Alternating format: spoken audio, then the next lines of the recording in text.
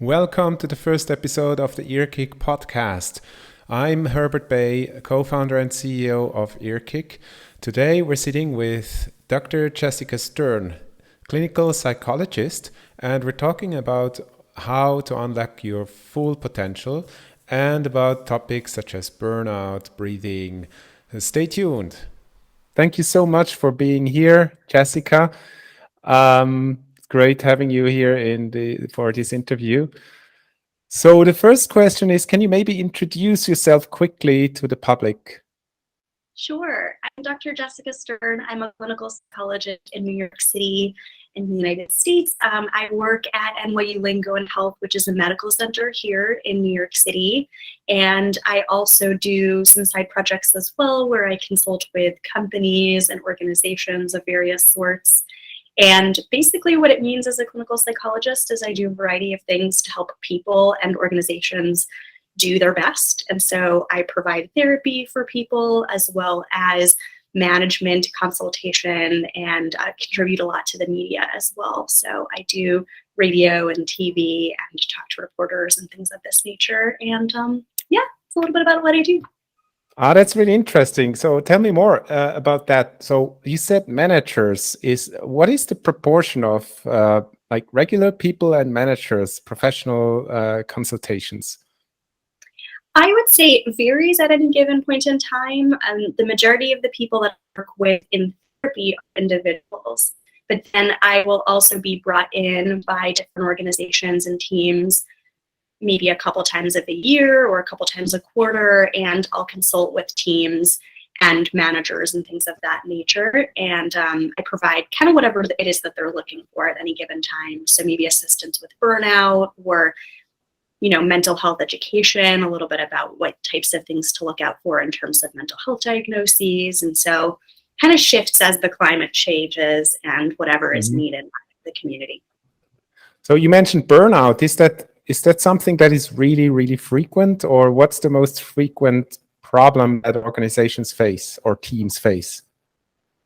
I would say burnout is definitely a pretty significant one, and it's one that's being talked about a lot, especially during the pandemic. I think a lot of people, both individuals and organizations, are noticing that burnout is increasing, and a lot of people are just much more aware of it than they maybe previously were.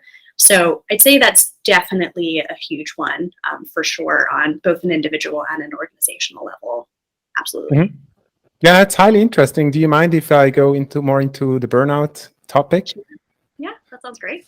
Cool. So I'm really curious about is there, if someone is having a burnout, is there a recipe book or something that they have to do, like do this and that, or is that very individual on the person? How do you cure someone having a burnout, or how do you treat someone with a burnout?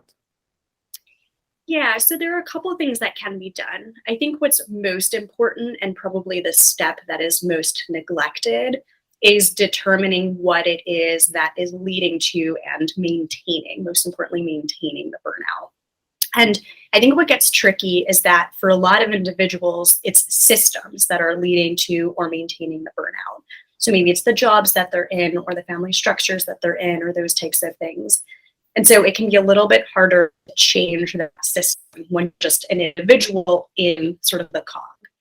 So what I always recommend that people do is first to take inventory of what's in their life and to determine what are the avenues, the areas, the channels that are leading to more burnout, and how can we potentially change aspects of that are within that individual's control that might be beneficial. So for some people, it's a little bit more focused on making sure that they manage their time in a way that is aligned with what's important to them, and that they are not overcommitting or overinvesting in things that they just don't have the capacity to do. For some people, it's making sure that their physical health is optimized. So making sure that they're getting enough sleep, that they're staying hydrated, that they're doing all those things, because as obvious as that might sound, sometimes in the rush of life, we don't necessarily always take care of ourselves. And so being able to check our own system and make sure that it's optimized is really, really important. And boundaries is probably the top thing that I talk about for people. And thankfully, it's something that people are getting more excited to talk about, and in some cases maybe are over talking about. But what I will say is finding ways to set boundaries for yourself that allow you to maintain your energy levels and your focus levels, and also just the integrity of your heart, soul, and body, to be able to ensure that you're doing things that are healthy for you. I think the trickiness is that individuals can only do what they can do, and sometimes the system that they're in doesn't change with them. And so sometimes people might find that their burnout decreases temporarily, but Yeah. if they're in the same system that is still wired in the way that it was, it might lead to that increase of burnout. So being able to be proactive and ensure that you can monitor those things is important, and wherever possible to talk to the people involved in that system to see what changes can be made is valuable for being able to maintain success. Okay. So in order to avoid burnout, are there any warning signs, any symptoms that I have to watch out for that come before a burnout so that I can maybe adjust my lifestyle, take it easier? Sure, absolutely. I would say what is a little bit tricky is that for people, especially who are experiencing burnout for the first time, sometimes you don't see the burnout until it's already hit, Yeah. which is a little bit tricky. So sometimes it almost feels like it's a little bit too late, and it's not too late. It just might require a little bit more work to come out of it. But as you start to become more aware of it, you might catch the signs a little bit earlier. So I would say the biggest one is fatigue, feeling really tired, really exhausted, and just really, really drained, either physically or mentally. But another really big one is feeling disconnected from your life or the thing that you're doing or your job. So most people experience burnout occupationally, not all the time, but oftentimes will experience it in their jobs. So being disconnected from your job, Mhm. not caring as much, or just finding that it's requiring more energy to do the job that you have, that's a big sign for that. And then also feeling apathy. So feeling just disinterested, feeling unexcited by the thing that maybe you otherwise feel excited by, or that type of thing can be an indicator as well. So I'd say those are three of the big things. There are a couple things as well that are additional to that, but those are some of the biggest ones. Very interesting. So we need to watch out for this. Something I was always wondering, and maybe I'm the only one, but something I just can't tell. So you're a clinical psychologist, and Mhm. I have a hard time to tell the difference between a psychologist, psychiatrist, and psychotherapist. Can you explain that? Yes, you are definitely not the only one for sure. This is probably one of the most common questions I get. So traditionally, and this varies a little bit by country. Hmm. So I practice in the United States, and so the information that I have is most specific to the United States. But I'd say this is similar across many different countries throughout the world. But what happens is you have providers that go to different types of schools for different types of trainings. Psychiatrists, at least in the US, predominantly prescribe medication. Sometimes they do also provide therapy. So you might find a psychiatrist who provides therapy, but traditionally, per their training, their primary focus is to prescribe medications. And those are oftentimes mental health Hmm. medications, so things like antidepressants and anxiolytics for anxiety and that type of thing. Psychologists are kind of the opposite. So they predominantly do therapy in a clinical capacity, or maybe do other types of things. So there are a lot of clinical psychologists that focus on doing research or consultation or media or that type of thing. But from a clinical perspective, mostly do therapy. There are a couple of states in the United States where psychologists may also prescribe medication, but that's in the minority. Hmm. Psychotherapist is basically anyone who provides therapy. So that can be a psychiatrist, it can be a psychologist, it can be a clinical social worker, mental health counselor, etc. So I hope that's Okay, helpful. so in a nutshell, then a psychologist is not medication, then the psychiatrist is medication, and both do therapy. Correct. Correct. Okay, Yes. just in a nutshell, it makes it Yes. easy. Yes. All right, cool. So tell me about your passion. What makes you passionate about your work, about your job? I really love being able to see people learn about the way they think, the way they operate, the patterns they have, and to use that insight to be able to make change in their life and to be able to live a life that feels aligned with what they're hoping to have. So living your best life, as cliche as it sounds, but I think what's really cool is that we know that as humans, we can learn about ourselves and we can learn the patterns that we have and make changes where we need be, and also to leverage the things that we're doing well. So it's not all about changes necessarily. Sometimes there are patterns that we have that are great, or sometimes there are coping mechanisms that we have that are strong for us. So being able to assess ourselves and say, this is what we can do differently, and this is what we can maintain, I think is really cool. And it's just really beautiful and empowering to be able to see people and help people learn how to do that for themselves. And I'm very much a teach a man or woman or they to fish, teach a human to fish and fish forever. And if you can teach people the skills to fish for themselves cognitively, that's a pretty cool thing. Yeah, it's actually crazy to see that this is not taught at school. So many things are not taught at school that are actually very important, such as finance, personal finance, or how to become the best version of yourself. Would you think that this would change humanity or mental health as such if this would be part of school? 100%, completely. Because I think what oftentimes happens is that mental health education is neglected in a lot of communities, organizations that kids are raised in. Sometimes families, there are a lot of families that don't really talk about feelings. They don't know how to, or they don't like to. And so being able to have those systems in schooling to be able to teach kids how to do that would be game changing, because then we're starting it from the ground up and people can really learn from a young age how to manage those things. And so just like we have PE, physical education, sports in a lot of schools and a lot of countries to help people stay active as kids, why don't we do that for our minds? We totally should. Yeah, exactly. When did you discover this? When did you discover this possibility of changing your own life, or like these tools? When did you learn that? Did you learn that before your study or during your study, or when was the moment when you thought that there's something more?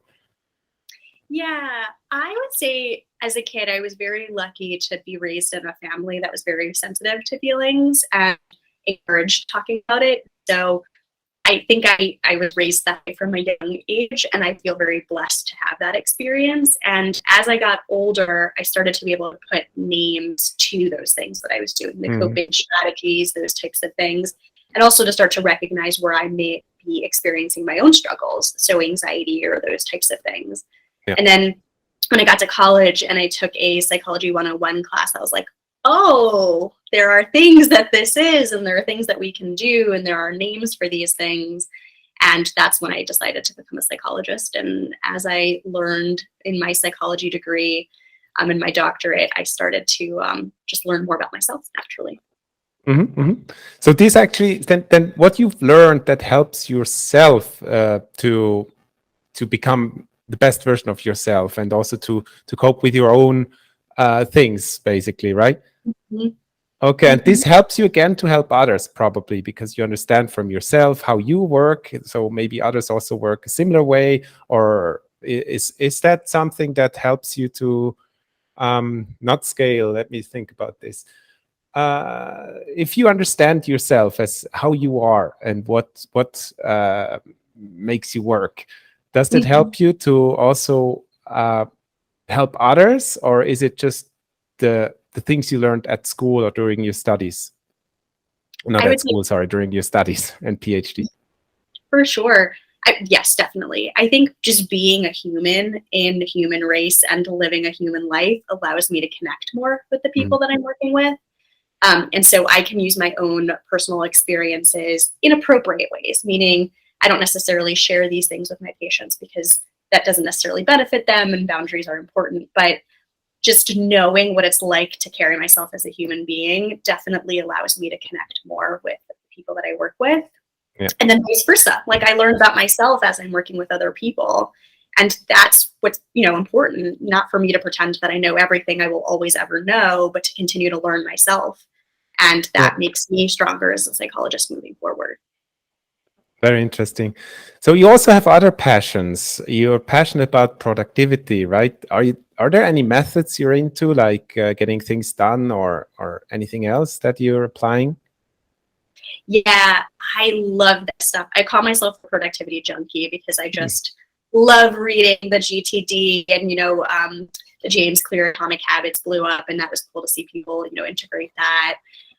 I tend to focus on just pillars of productivity and how I can maximize each of those. And what I would say is, for myself personally, I go with whatever I need at any season of my life. And then in terms of helping other people, I help them maximize their own natural instincts and their own natural skills and then enhance those. And so the pillars that I tend to think about are time management and organization are sort of the two key pieces, in my opinion, in successful productivity. And if Mhm. you can maximize your time management and understand the way you interface with time and the way you process the time in your life, and then if you have good organizational systems, both physical organization, digital organization, mental organization, it's going to enhance everything. And then there Mhm. are other, additional pillars too that I think are really important is understanding when to let go and delegating and automating and all those types of things. But it's a time management and organization are two of the key sort of pieces of base root that I think are really important for people. And that looks different for different people. Yeah. Yeah, I'm also a productivity passionate person, actually. I had my aha moment in 28 when I read GTT or Yes. GTD. Oh, That was a very life-changing moment. And before I had a mess on my desk, and then I cleaned up everything. And since then, there is nothing on my desk anymore, and everything nicely organized. However, I've learned more about this because in the book they say don't use the calendar as a to-do list, right? Although I just recently learned that using the calendar as a to-do list, it's pretty effective. So you carve out time in your calendar from, for example, 9 to 10. You do this and that, and that's also in accordance with the book Deep Work. You've probably read, right? mhm, mhm. Where I forgot about the author. It's very well known, but I forgot his name. He says that you should reserve some time in your day where you really focus on these things, and that's actually was really helpful to me as well. Do you think this is something that everyone with mental health issues should also learn? Is this productivity thing something that also applies to improve mental health, or is that more something that makes someone with burnout, for example, even more burned out? That is an awesome question. So I would say it depends on the person. And to get back to actually what you were just talking about, I think part of the struggle with the productivity space and that world of writing and such is that I think some authors prescribe like the right way to do it, and there's no right way for everybody to do it. Research shows that it depends on your own brain structure and the way that you function. And so I think telling people that there's only one way to do it is actually potentially that being said, I think for people who do struggle with mental health conditions, finding a way to maximize productivity in a non-toxic way can potentially be helpful. And what I mean by that is we know that our minds are the same minds that house information, the things that are on our calendars, the things that are on our to-do lists, the things that we need to get done. And it's the same mind that also potentially produces anxiety or feels sad and depressed or that kind of thing. And so if you can clear up a little bit of real estate in your mind, that'll potentially allow you to invest that real estate in other things or that time and energy in other things that you find enjoyable. I don't think productivity is the end all be all for mental health treatment for sure. But I do think that, again, it can kind of reduce some of that clutter that can be very valuable mental space. The reason I emphasize the non-toxic part is that Yeah.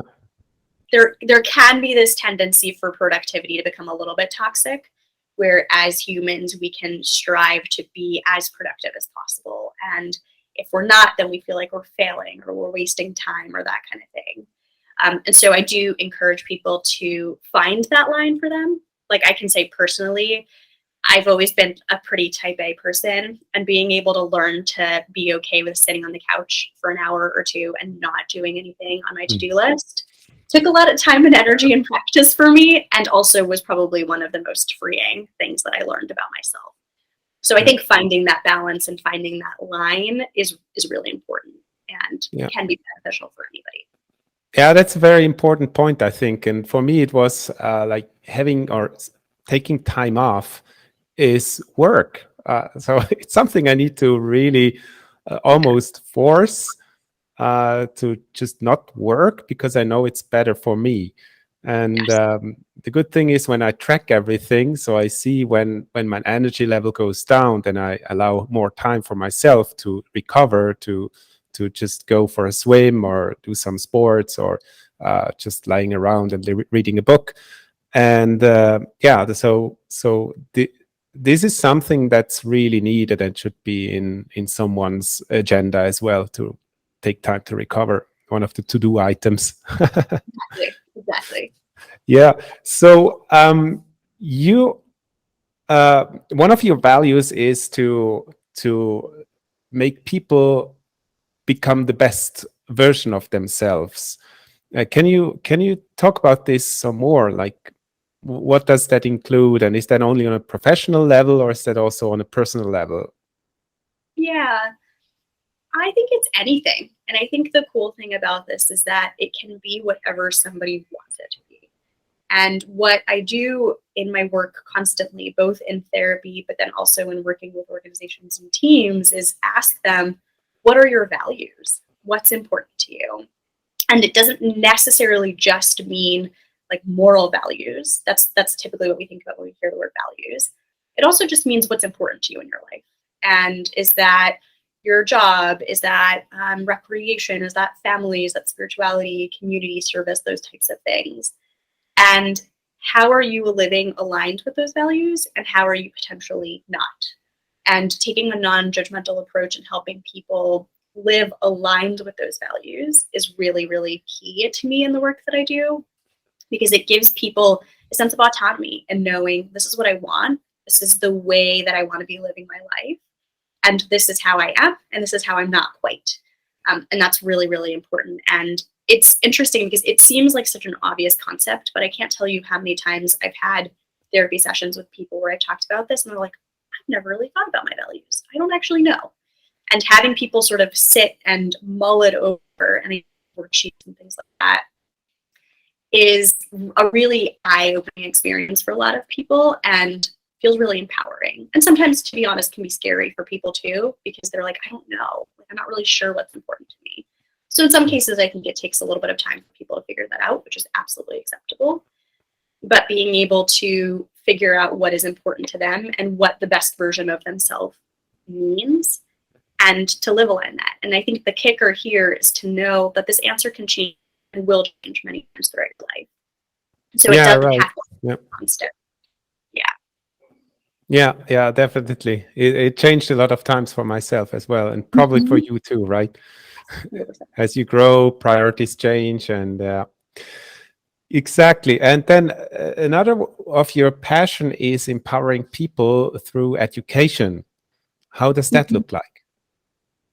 I really enjoy being able to give people information that they can integrate into their life or into their practice or into their job. So that way they know what to do and they know how to make those changes. I think what's really cool now about the mental health space is that we as a community are starting to empower people with this toolkit of information and say, this is what we know about what research says that's important for you, or that might be helpful for your mental health, or that might be helpful for productivity or values. And let's teach you how you can use that information. And I do this in a variety of different ways. In addition to doing it, obviously, clinically with people in therapy sessions, I do it a lot through media. And so I will very frequently speak to reporters and journalists for different articles. I am a radio host for a show that's on Sirius XM called Dr. Radio. And then I do other things, TV interviews, things like that, podcast interviews, where I just really feel excited about being able to provide people with information that can be beneficial for them in their life. Because sometimes people feel unsure of where to get good quality information. And I think the issue is that nowadays there's so much information that it's really hard to wade through what's accurate, what's not accurate, what's truthful, what's not truthful, what's science-based, what's not science-based. And so if I can demonstrate to people that I am a trustworthy source and I realize that I have to gain people's trust, then I can provide them with information and say, I'm not going to keep this close to my chest. You're not going to have to pay for this information. I'm going to give it to you and you can do whatever you want with it. It feels just really cool and really empowering. And I've had a ton of people reach out over the years saying that thing that you said on that interview, or that thing I heard you say X, Y, or Z time, I've held it with me for a long time and I've made changes in my life. And that's like the coolest thing in the world to hear. Mm-hmm. Yeah, understand fully. Before we were talking about bringing this education into schools. So if this was the case, or if you had like a magic wand to put that information into school, what type of information would you communicate, or what would be the essential piece of information if you had just like 1 hour that you would communicate to the class? I would choose to talk about feelings and emotions and teach kids that their emotions are valid and that emotions are complicated and that they are reasonable, and not just the construct of emotions, but the names. So how to name them and how to communicate their emotions. Because I think we sometimes assume that kids don't have complex emotions, which is totally a farce. Kids have very complex emotions and are very sophisticated. They just don't always know how to express it. So if we can teach people how to communicate that in a way that is empowering and non-judgmental, then it'll just increase communication all around, always. And I think that's probably one of the best things that we can do for people in general is enhance communication. And a lot of the times the way that starts is by enhancing the ability to communicate emotions and feelings. And so we can teach kids how to do that and teach them that it's not problematic for them to feel scared or angry or shame or those kinds of things. It just makes them feel so much less alone. And that's important for growth. So is that also part of it CBT, or what is CBT? Can you explain us what CBT is and how you're using it in your education and in your therapies? Yeah. So CBT stands for cognitive behavioral therapy, and it's a type of therapy, or more so an umbrella. The way I describe it is it's an umbrella of therapies. It's a category that has different versions for different types of things. But the way that it works is it basically helps people with what we call the triangle. So there's 3 points to the triangle. There's cognitions, which are the thoughts that we have. There's the emotions, those are our feelings, and then the behaviors that we have. And what oftentimes happens is that there's a strong relationships between our thoughts, feelings, and behaviors. And we might react to something based on a thought that we don't realize we're even having, then feel an emotion and then respond to it behaviorally, or vice versa. And so the idea behind CBT is to help people identify their thoughts that they're having, which oftentimes we don't notice that we're having, but to catch those thoughts. Maybe they're self-deprecating thoughts, maybe they're anxious thoughts about what other people might think about us, that kind of thing. To catch those thoughts, to catch the feelings that we're having. So anxiety, fear, anger, shame, hurt, etc. And then the behaviors. How do we respond? That's where the patterns comes in. So to catch the patterns that we have and to change them where is helpful. And the big part of CBT related to thoughts is that we help people catch thoughts that either are unrealistic, maybe they're not so true, or they're just unhelpful. Maybe they're true, but they're just not so helpful for us to have. And to sort of change or nix the thoughts that are not really serving us well, and to reformulate that so that way we have a way of thinking that is more adaptive or serves us better. So one of the most awakening moments I had in my 20s was when I learned actually that my thoughts are not real. And so they're not true. They're sometimes even I can laugh about them. And also my thoughts are not me. And I think Mhm. once I've understood that thoughts are just thoughts and they pop up and I don't have to take them seriously, and often they're wrong, or mostly they're wrong, um, my life changed. Um, really in like a good way, because I take my thoughts as they are, just thoughts, right? Mhm. And try to not control them, but just to acknowledge them, that they're here. And sometimes I Mhm. have to laugh about my thoughts, because Yeah. especially negative ones, then it's, oh, this guy, what does he think about me? And then I'm laughing about my thought that I actually care. No, it doesn't even know me. And so that's really interesting. Um, what are you doing for your mental health? Are you also observing your thoughts? Do you also have some crazy thoughts? Tell me a bit more about your mental health. What you're doing against for your mental health. Yeah.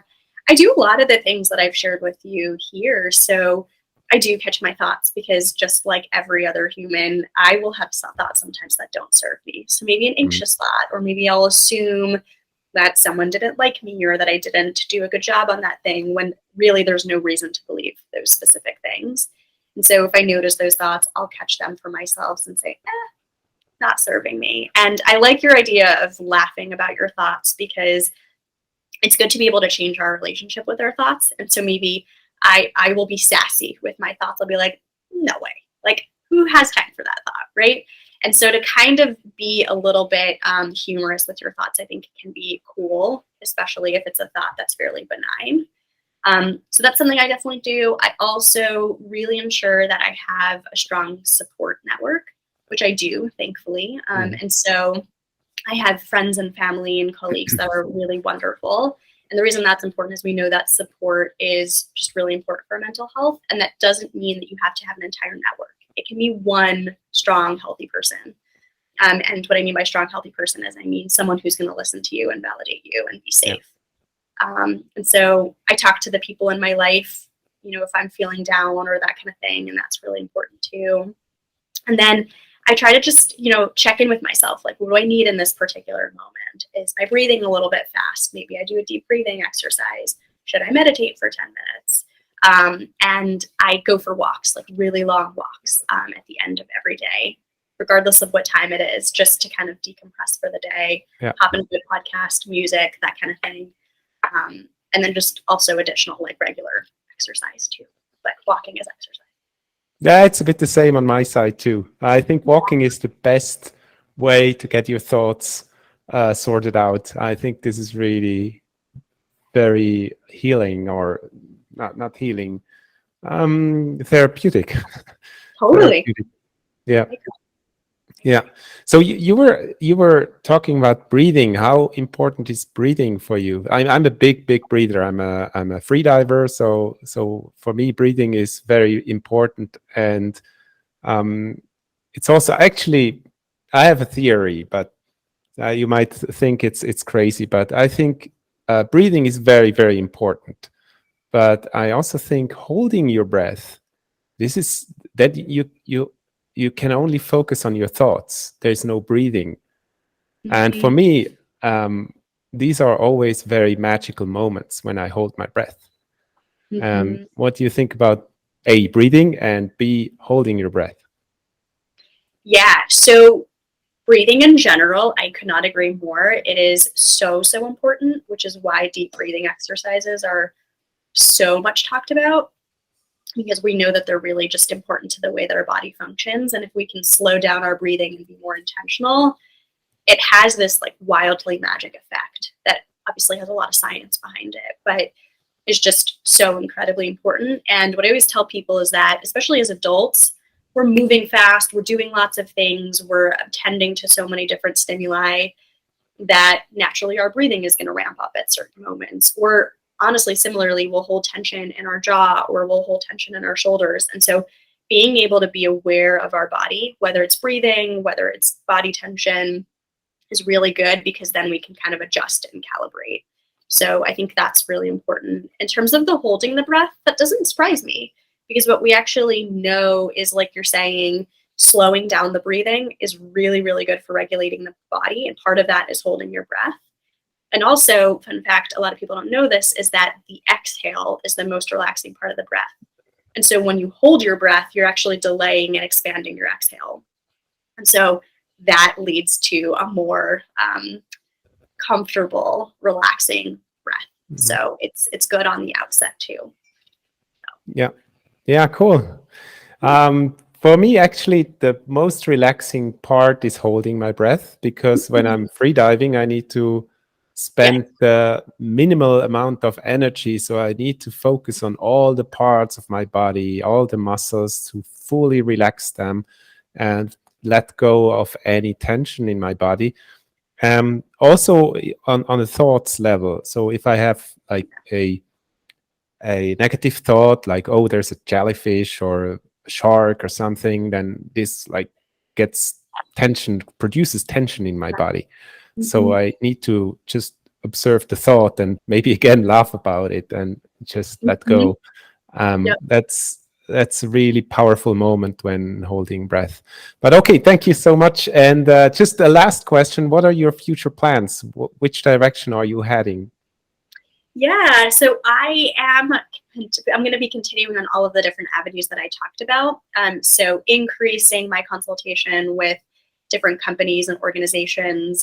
I do a lot of work with small companies, large companies, everybody in between. So being able to help teams build the health and wellness of their team and of their company, while continuing, of course, to do therapy. And then I have a couple of workbooks that I'm going to be releasing at some point too, on helping people with their productivity and just their wellness, and potentially a couple of online courses to be coming out soon. We'll see.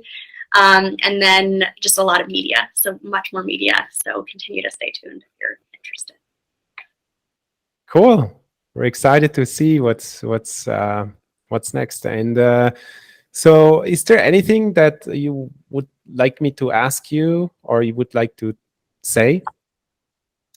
Let's see. I would say just a closing thought is I always like to ask people to think about what their compass is. And this gets back at what I was talking about with values, is to think about what's important to you and to curate the regimen that feels right for you. And that maybe means, getting information from professionals or other people in your life, but to also do what's right for you. And so you might find something on social media or on, in the press that works well for someone else. But if it doesn't work well for you, it doesn't need to be your thing, because we are humans that are different from each other. And so being able to, figure out what's right for you, I think is really important. So I think that was really great closing words, having an own compass to point the direction where we have to go. Sometimes we get distracted and we just need to get another look on the compass to get aligned again, and to go in the direction that is best for us. So that was good. So thank you so much, Jessica. Of course, my pleasure.